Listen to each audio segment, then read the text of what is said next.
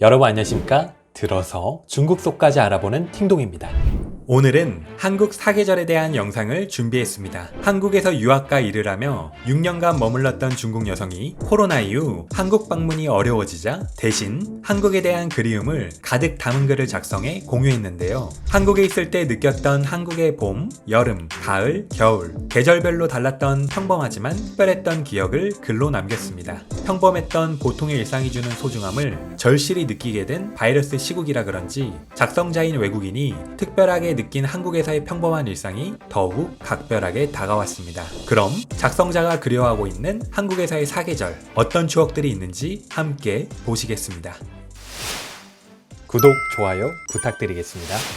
한국에서 유학과 일을 하면서 6년 동안 살았던 나는 한국에 대한 애정이 어느새 내가 생각했던 것보다 깊어졌다는 생각이 들었다. 그래서 난 이 감정을 발산하기로 결정했다. 한국의 봄, 여름, 가을, 겨울에 존재했던 끝도 없이 아름다웠던 얘기를 해보려고 한다. 봄, 서울, 여의도, 벚꽃, 라면. 특정 시간, 특정 장소에서는 반드시 특정 음식이 함께해야 한다. 한국 드라마 별에서 온 그대를 보면 눈 오는 날에는 치맥을 먹어야 하는 것처럼 말이다. 사람이 어떤 사물에 대해 느끼는 감정은 종종 장면과 직접적으로 연결되어 있다. 그래서 나에게 한국의 봄날은 여의도에 가서 벚꽃을 구경하고 그 자리에 앉아 따뜻한 라면 한 그릇을 먹어야 하는 계절인데 그 어느 것 하나라도 빠지면 내 안의 질서를 어지럽힌다는 생각이 든다. 처음 여의도에 벚꽃 구경을 갔을 때 한국에 온 첫 해였는데 무심코 여의도 한강공원의 벚꽃이 제일 예쁘다는 말을 듣고 겁도 없이 한국어도 서툴렀는데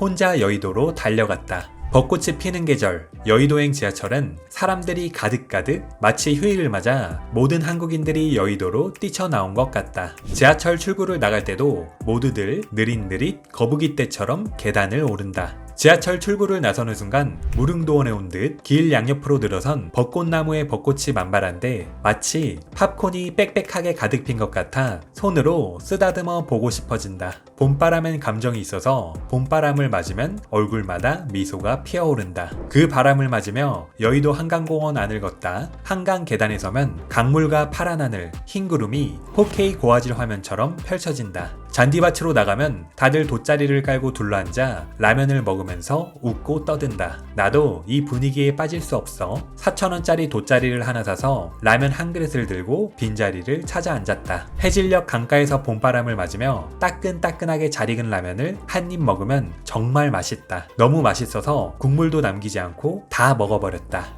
고개를 들어 바라본 하늘은 맑고 구름이 겹겹이 쌓여있고 얼굴에는 봄바람이 스친다. 하늘에서 하얀 점 하나가 떨어져 내 발끝에 떨어진다. 하얀 점을 주워 손바닥에 올려보니 떨어진 벚꽃잎이었다.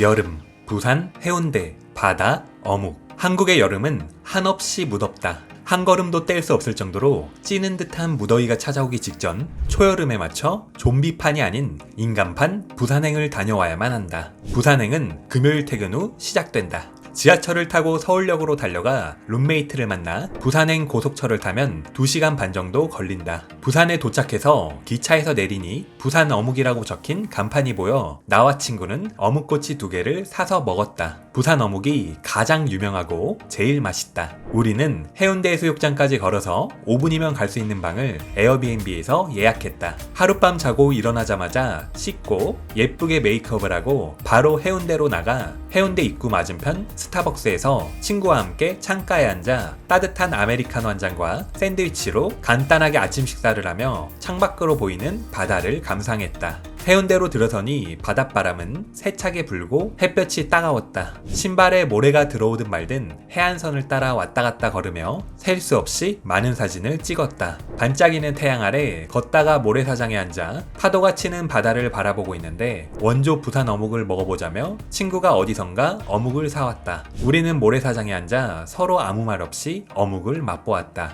지금 생각해보면 가장 아름다운 바다를 바라보며 가장 맛있는 어묵과 함께 가장 의미 있는 물멍을 한 것 같다.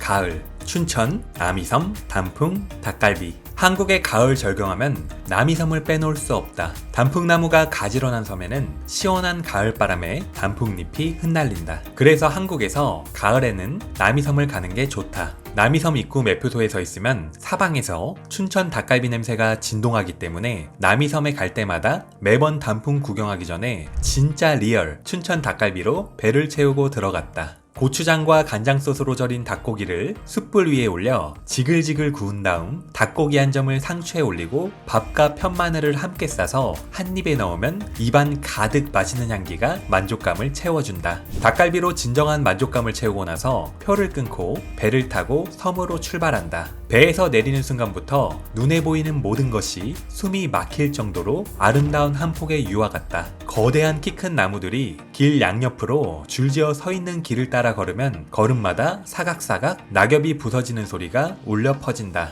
남이섬은 시간도 천천히 가고 발걸음도 느려지는 신비한 곳이다. 울창한 단풍나무 숲을 보고 있으면 쌓여있던 스트레스와 어수선한 마음까지 모두 사라지는 기분이 든다. 잠깐뿐일지라도.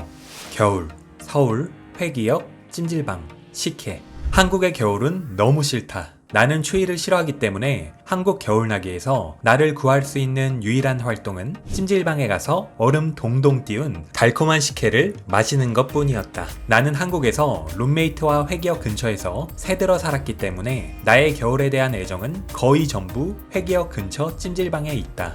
퇴근하고 집에 오자마자 화장을 지우고 후줄근한 복장으로 룸메와 세면도구를 챙겨서 찜질방으로 직행한다. 사람들이 보통 씻기 위해 찜질방에 간다면 우리 둘은 오로지 식혜를 먹기 위해 찜질방에 갔다. 찜질방 식혜가 바로 이 세계에서 제일 맛있는 음료이다. 갈 때마다 우리 둘은 먼저 씻을지 아니면 식혜를 먼저 마실지에 대해 옥신각신하다 결국 뭐라도 먹어야지, 그러다 쓰러지면 어떡해라며 변명을 늘어놓았다. 중국 목욕센터에서 주는 것과 비슷하게 생긴 반팔 반바지 차림으로 찜질방 매점으로 달려가 식혜 2병과 맥반석 계란 2개를 주문한다. 그리고는 부주의한 틈을 타서 상대방 머리에 계란을 쳐야만 비로소 일단락된다.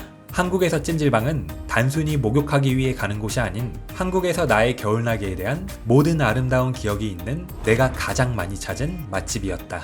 사람은 느낌 때문에 어떤 곳에 빠지게 될 수도 있고 반대로 그곳 때문에 어떤 느낌을 사랑하게 될 수도 있다. 우리는 추억에 온갖 화려한 미사여구를 총동원할 수 있지만 유독 어떤 느낌을 마주했을 때는 그 표현 능력을 잃기도 한다. 나의 아름다운 추억과 맛을 함께 융합해 표현해 보려고 노력했다. 이 시련이 빨리 끝나길 바란다. 아름다움이 그곳에 있고 사라지지도 않을 것이기 때문이다. 해당 에세이는 여기까지입니다. 작성자가 한국의 봄, 여름, 가을, 겨울 각 계절이 가지고 있는 특유의 분위기를 제대로 경험하고 글로 잘 표현한 것 같아 준비해본 영상인데 재밌게 보셨을지 모르겠습니다. 여러분들의 사계절 인생 여행지도 댓글로 알려주시면 감사드리겠습니다. 그럼 저는 다음 영상으로 찾아뵙겠습니다. 오늘도 시청해주셔서 감사합니다.